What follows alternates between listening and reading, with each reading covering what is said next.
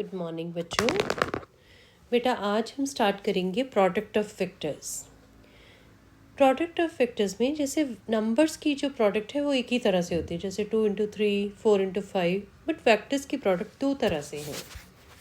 एक होती है इनकी dot product A dot B, और दूसरी होती है स्केलर प्रोडक्ट। एक में ये क्वांटिटी स्केलर क्वांटिटी आएगी और एक में आपकी वेक्टर क्वांटिटी आएगी। सबसे पहले मैं स्केलर प्रोडक्ट की बात करती हूँ। वेक्टर ए डॉट बी क्या होता है? Magnitude of vector A into magnitude of vector B into cos theta. No what is this cos theta? Suppose this is the vector A and this is vector B and theta is the angle between them, then this is equal to this. तो यहाँ से मुझे cos theta की value निकालनी है, that is ये क्या हो जाएगी? Dot product divided by there magnitudes. ये रिजल्ट आपने याद रखना है। Theta lies between 0 and pi. अब अगर ए या बी 0 हो जाए तो ये मेरी डॉट प्रोडक्ट 0 हो जाएगी। पर अगर डॉट प्रोडक्ट 0 है और ये 0 नहीं है, ना ए 0 है ना B 0, that means cos theta 0 है। कॉस थीटा 0 है यानी मेरा थीटा क्या है? 90।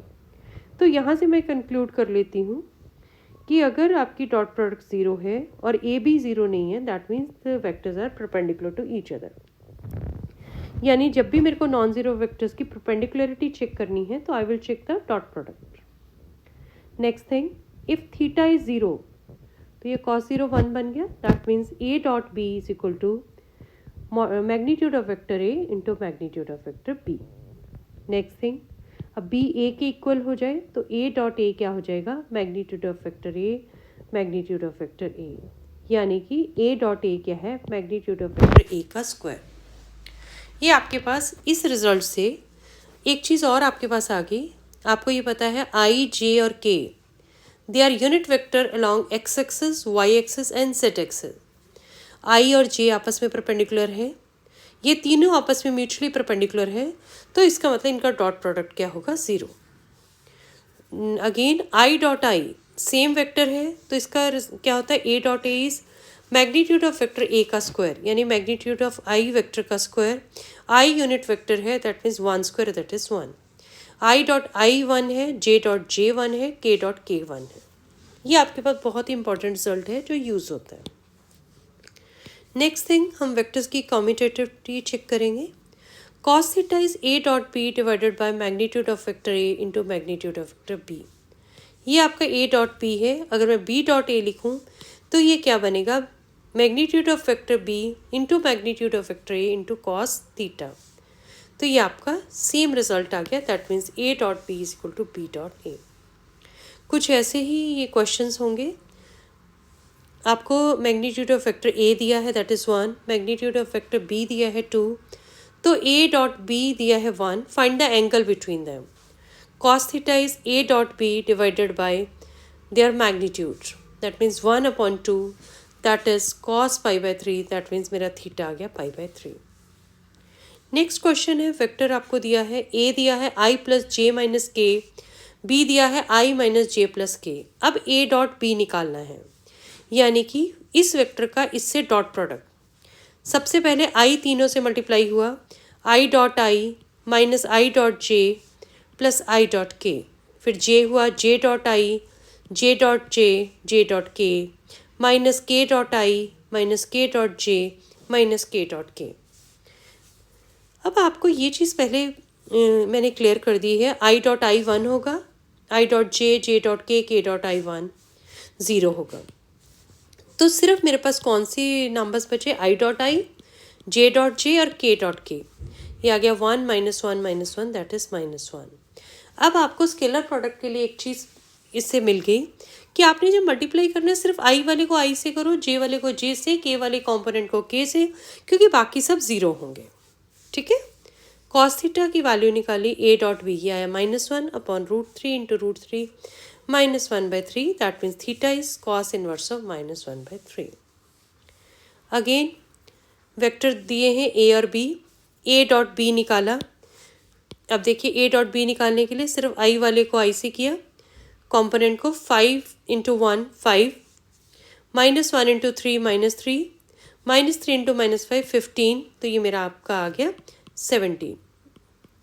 Magnitude of vector A is 35 √35, B का भी √35, तो कॉस थीटा आपका आ गया theta is equal to cos inverse 17/35। कुछ ये डॉट प्रोडक्ट प्रॉपर्टीज हैं। Distributive property A dot B plus C, this is equal to A dot B plus A dot C. Next is lambda A dot B is lambda A dot B is equal to lambda A dot B. ठीक है। Next मेरा important concept है projection of A vector on A line. Projection को आप एक तरह से shadow समझ सकते हैं अपनी अंडरस्टैंडिंग के लिए। ये आपका वेक्टर ए है और ये आपकी लाइन है एल। ठीक है। Projection of vector A on B, ये प्रोजेक्शन वेक्टर क्या है, ये P. This is my projection vector. Theta is the angle which the line is vector is making with line L. अब यहाँ थीटा फर्स्ट क्वाड्रेंट में दिखाया या second में, ये सारी फिगर्स एक्सप्लेन करके हैं। The vector P is called the projection vector, और मैग्नीट्यूड ऑफ प्रोजेक्शन वेक्टर क्या होगा, मैग्नीट्यूड ऑफ दिस वेक्टर। अब देखिए अगर मैं साइन इसको ट्रिग्नोमेट्री से देखती हूँ तो प्रोजेक्शन ऑफ वेक्टर ए क्या है, magnitude of this vector into cos theta. Now what is cos theta, scalar product को ध्यान में लाइए। कॉस थीटा क्या होता है, इन दोनों का dot product A dot P divided by magnitude of vector A magnitude of vector P. मैं क्रॉस मल्टीप्लाई कर दूं तो ये वाली चीज़ मेरे को चाहिए। Magnitude of A cos theta is equal to A dot vector P divided by its magnitude. What is this, आपको पता है यूनिट वेक्टर कैसे निकालते हैं, this is unit vector in the direction of P. That means projection of ए निकालना है तो हम कैसे निकालेंगे, easiest thing, vector co dot product जिस लाइन के साथ लिया है उसके साथ ये यूनिट वेक्टर यानी कि ए डॉट पी कैप। अब ऐसे आपके पास एक जनरलाइज फॉर्मूला आ गया कि projection of vector A on vector B is A dot B cap. B cap का मतलब क्या होता है, vector B divided by its magnitude, यानी कि 1/b मैग्नीट्यूड, ऊपर क्या है a डॉट बी। तो आपके पास ईजीएस्ट तरीका क्या आ गया प्रोजेक्शन निकालने का, कि उन दोनों वेक्टर्स का scalar product divided by that vector जिसके ऊपर हम प्रोजेक्शन ले रहे हैं। अब अगर ये थीटा आपका 0 हो जाए तो प्रोजेक्शन क्या हो जाएगी, सिंपल वेक्टर b, और पाई हो जाए तो opposite vector that is ba। If theta is π/2 3π/2 तो प्रोजेक्शन वेक्टर क्या हो जाएगा आपका 0 हो जाएगा।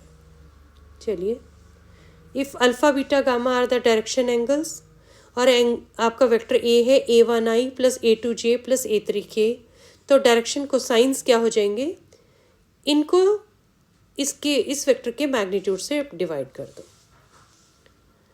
फर्स्ट क्वेश्चन है आपका, find the projection of the vector A on the vector B. अभी आपको फॉर्मूला बताया ये क्या होता है, ए डॉट बी कैप, या मैंने इसको लिखा था A dot B divided by magnitude of vector B. तो ए डॉट बी आपका आ गया आई वाले कंपोनेंट को आई से, जे वाले को जे से, और के वाले को के से। 2 × 1 2, 3 × 2 6, 2 × 1 2। बी के मैग्नीट्यूड से डिवाइड किया दैट इज √6, तो ये आपका आ गया 10/√6। रैशनलाइज किया तो ये मेरा आंसर आ गया 5/3 × √6। इसी से कुछ क्वेश्चन और रिलेटेड है।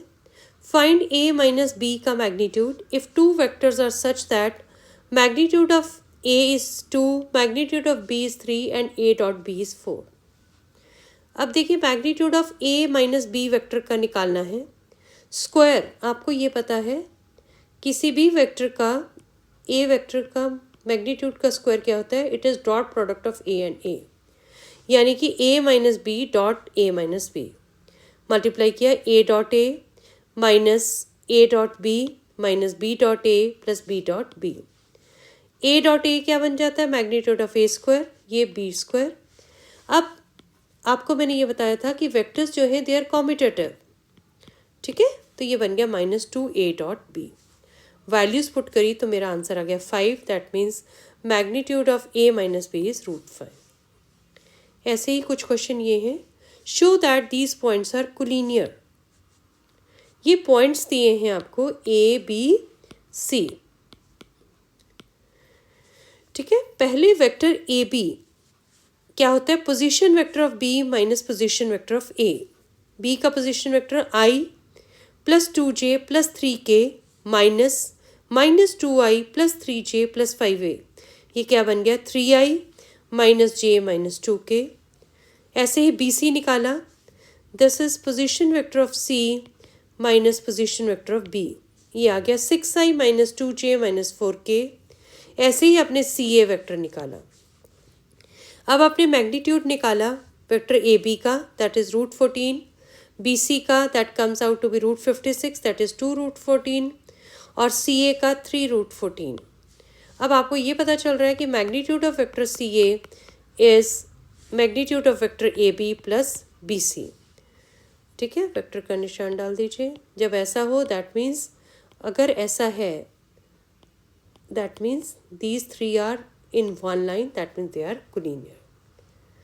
तो ये इतना है, इतना कर लीजिए। नेक्स्ट वीडियो में मैं आपके साथ